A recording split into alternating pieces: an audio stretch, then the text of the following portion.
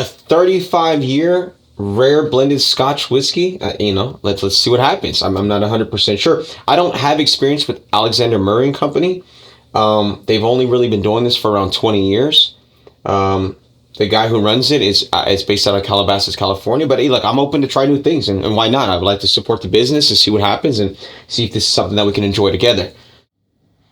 In this video, we're going to go over the history of Alexander Murray. We're also going to go over the presentation, the nosing and tasting, and then I'm going to give you my final thoughts. So I want you to sit back and relax, pour yourself something nice to drink, and let's discover this 35-year rare blended Scotch whiskey together. I was recently out searching for some new stuff, looking at what's in the market currently, and I came across this. Didn't know what to think. Thought to myself, why not? Let's give it a try. I need stuff for my channel, and I think it's important that I give any kind of bottler, any kind of blender, any producer, any distiller a chance. So that's what I decided to do here with Alexander Murray. Is this going to be amazing? I don't know, but I've been blown away more than once by something that was pretty incredible that I wasn't sure about. Dewar's as an example. I drank Dewar's in the past and wasn't really sold on it, but then recently I had a double aged here on the channel, the double aged 32-year, and wow, blown away. So that tells me you've got to be open-minded. You've got to give things a chance. So that's what we're going to do here today. Just like with any distiller, any bottler, any blender, I like to do a little bit of research. I couldn't find a lot about Alexander Murray. I know they're new, so since they've been in the game for around 20 years, it's probably something that's not really evolved yet. It doesn't have a lot of marketing, a lot of materials to support it. And the guy's name who started this is called Steve Lipp, and he actually named it after his great uncle. And his name was Alexander Murray. So I think that's where he got that inspiration from. So it's probably going to be an interesting story as that evolves and we learn more. It's Steve Lipp, it looks like, worked for different independent whiskey companies through the 90s and decided around 2004 that he wanted to do something himself, and that's what we have here. So I think that's pretty cool. I think it's a cool story, and it's something to start with. Like I said, I couldn't find much, and what I could find, it looks like they do some bottling for Kirkland, and it also looks like they do some private label stuff. So I'm kind of interested to see what's going to happen. I've actually had some good Kirkland whiskey, and I think we should visit it here on the channel. So why not?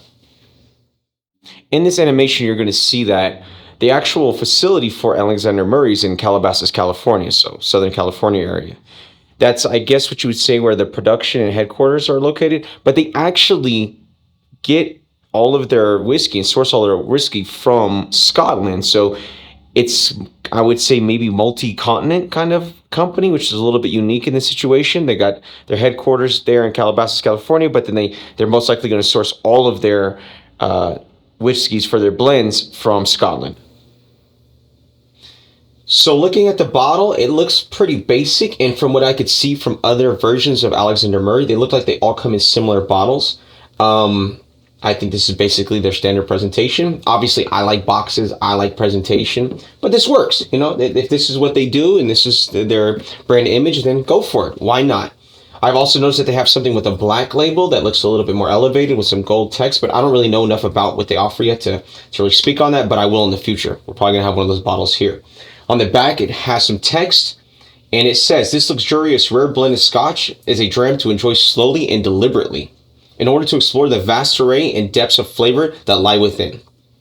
Aged for 35 years in oak cask, with whiskey, this whiskey is rich, malty, and fragrant with hints of dark chocolate and sweet oak." We're going to see if that's the fact. "This finish is enticingly long and decadent, a rare offering that is not easily recreated. 35 years of patience, craftsmanship, and art in an Alexander Murray and Company bottle." So let's see if that's in fact the case.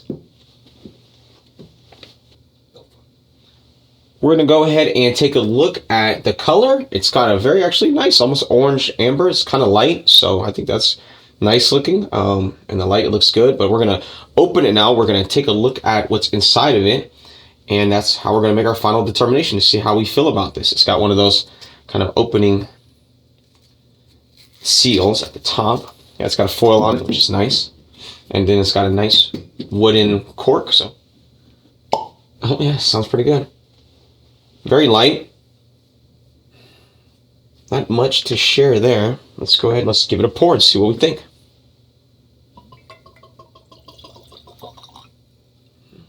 Yeah, very light, very light.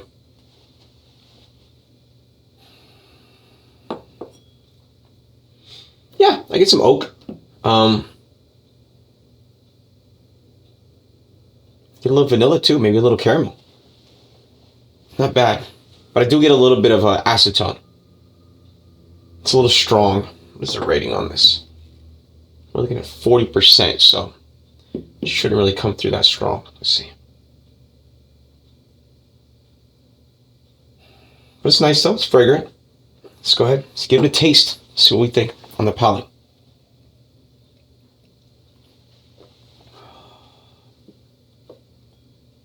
Pleasant.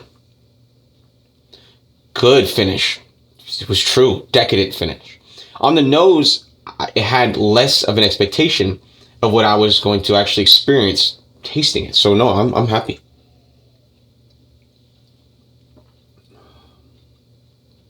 Maybe get some fruit, maybe even some toffee, a little bit of spice, but not much spice. But the finish is developing and strong, and it's there. You know, it's got a little bit of a bite. I'd probably put the smoothness for this one around, I would say out of a 1 to 10, I would probably put this at like a 7. Yeah, it's actually pretty smooth. This is very nice. Really nice in the palate. I'm going to go with a little bit of a chocolate pairing here. I think I've got a chocolate that goes pretty well with this. I wasn't sure because obviously I've never had this before, but I've got a little bit of bitter chocolate from Peru, a little bit of dark 72% chocolate from Hiradali, and also a sea salt and almond from them as well. So let's see what we think.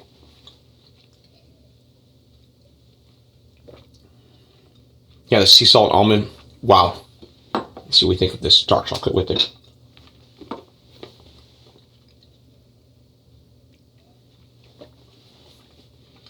The dark chocolate might be a little too intense for it, but the sea salt almond, great. I'm going to say this is pretty good. I think I'm going to have a bottle of Alexander Murray in my collection from now on. I really honestly think that. New to me, something I've never experienced before, and very happy, pleasantly surprised. I think for this category, I'm pretty blown away on what I got. So something you should check out. Not sure when you should check it out. I don't know if it's the best gift because obviously the presentation is lacking, but you know, I think it's a nice bottle, especially for somebody who's an enthusiast. I want to thank you for joining me, learning a little bit about Alexander Murray, also enjoying this 35-year rare blend with me. I hope that you continue your journey. Like, subscribe, share, leave me some comments, make some suggestions. I'm always open to listening to whatever you have to say and whatever you have to suggest. Thank you.